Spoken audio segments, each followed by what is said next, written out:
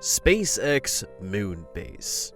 Elon Musk believes NASA's aim of landing on the moon in 2024 is still achievable. The space agency's Artemis program seeks to return people to the moon by the end of the 2020s, with the goal of establishing a long-term, sustainable human presence on and around Earth's nearest neighbor.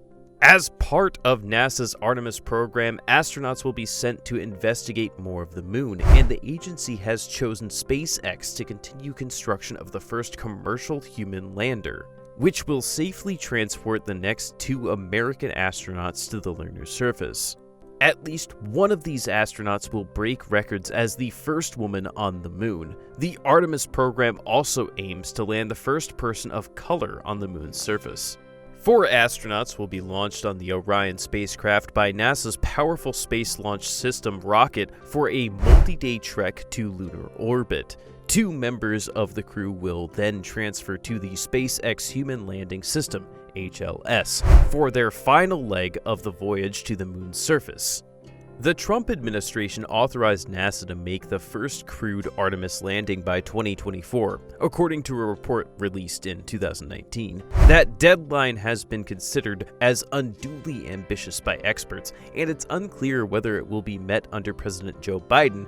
However, Elon Musk, the billionaire creator and CEO of SpaceX, believes it is possible with the company's Starship deep space transportation system, which NASA just picked as Artemis's crewed moon landing.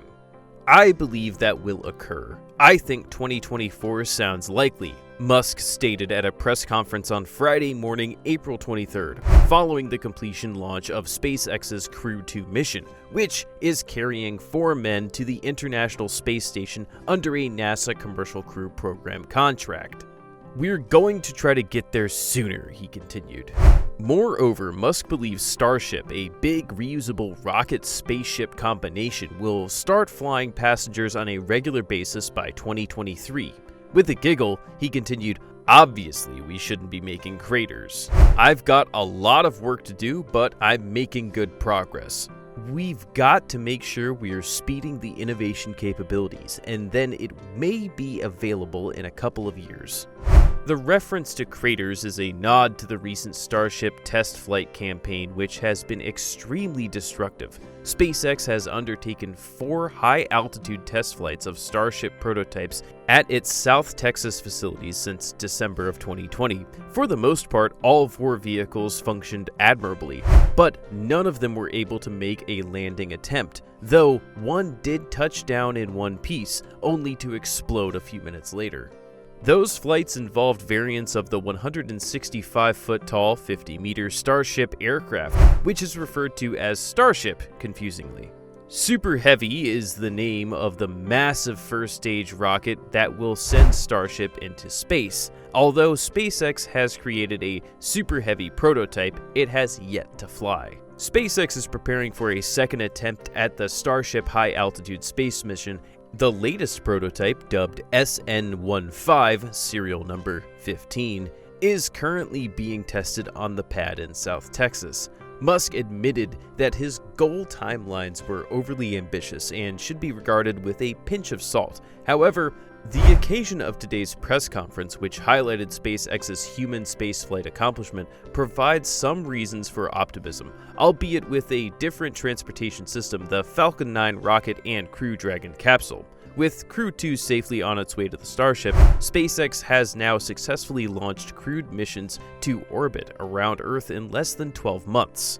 You can probably tell by now that this good method of Starship space stations and landers has a lot of benefits over our conventional rovers, crewed landers, or even full-fledged surface bases.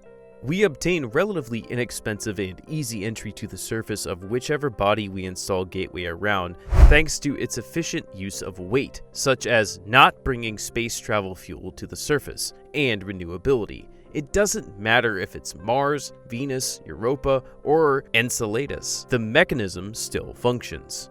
The terminal velocity around larger bodies like Mars, on the other hand, is just over double that of the Moon. If you're familiar with rockets and the renowned rocket equation, you'll know that the Martian landers will require considerably more powerful rockets to get off the ground and back to the space station above. So, while we can't just copy and paste Artemis across the solar system, a Martian version of Artemis is possible with some effort. Once Artemis and the other space stations are installed on these bodies, we will have a plethora of options. Want to deploy a rover on Europa that can transmit back samples as well as be readily maintained and upgraded? Do you want to send a crewed mission to Mars to investigate different parts of the planet's surface? Want to conduct a crewed large-scale mission up to Enceladus to investigate the subsurface ocean and look for biological aliens? Want to reap the benefits of Earth's silicon scarcity by building computer chips on the Moon and then shipping them back to the Earth for a low price? With scale-up versions of Artemis, all of these speculative possibilities are achievable.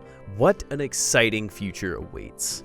All NASA has to do is test and refine Artemis's technology on the Moon and prove its works to unlock this bright future. It has a task that's easier said than done, but I trust them. We are talking about the guys who placed a man on the Moon in the 1960s when a pocket calculation was considered cutting-edge science, and they're getting support from SpaceX, Blue Origin, and Boeing geniuses. Artemis is in very capable hands.